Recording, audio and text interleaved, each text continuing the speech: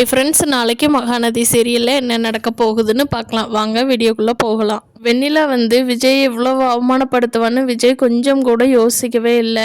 வெண்ணிலாவுக்கு எவ்வளோ நல்லது செஞ்சு இப்படி பண்ணுறாளே, அவளோட ஃப்யூச்சர் பற்றி தானே நம்ம யோசித்து எல்லா மூமெண்ட்டும் பண்ணிகிட்டு இருந்தோம். ஆனால் அவள் நம்ம பாஸ்ட்டை வச்சே பழி வாங்குறாளே, இவளை என்ன தான் பண்ணுறது அப்படின்னு விஜய் ரொம்ப புலம்பிகிட்டு இருக்காரு. நியூஸை கேள்விப்பட்டதும் காவேரி உடனே நம்ம போய் விஜயை பார்க்கணுமே அப்படின்னு சொல்லிட்டு விஜயோட வீட்டுக்கு கிளம்பி போகிறாங்க.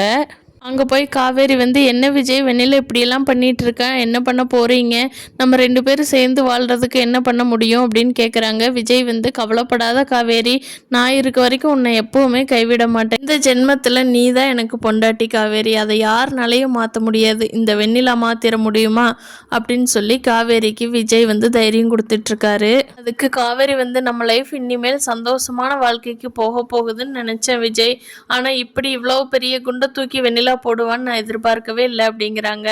கவலைப்படாத காவேரி, நம்ம 2 பேர்த்துக்கு நடந்தது ஒரிஜினல் கல்யாணம். வெண்ணிலா கூட ஒரு காலத்தில் லவ் மட்டும்தான் பண்ணினேன், ஆனால் நான் அவளுக்கு எந்த கெடுதலும் பண்ணல, அதை வச்செல்லாம் அவள் நம்ம லைஃப்பை கெடுத்துட முடியாதுன்னு சொல்லிட்டு இருக்காங்க. இந்த பிரச்சனைக்கு முதல் காரணமே ராகினி தான். ராகினியும் அவங்க அப்பாவும் சேர்ந்து தான் வெண்ணிலாட்டையும் அவங்க மாமாட்டையும் மனசை மாற்றி ஃபஸ்ட்கிட்ட விளம்பரம் கொடுக்குற ஐடியாவெல்லாம் சொன்னது.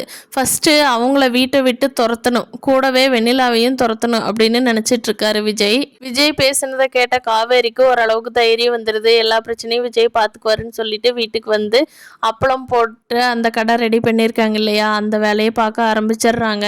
வெண்ணிலாவையும் ராகினியும் சீக்கிரமாக விஜய் வெளியில் துரத்திட்டு நம்ம காவேரி கூட சந்தோஷமாக வாழணும்னு நினைக்கிறவங்க நம்ம வீடியோவை சப்ஸ்கிரைப் பண்ணிக்கோங்க. தேங்க்யூ.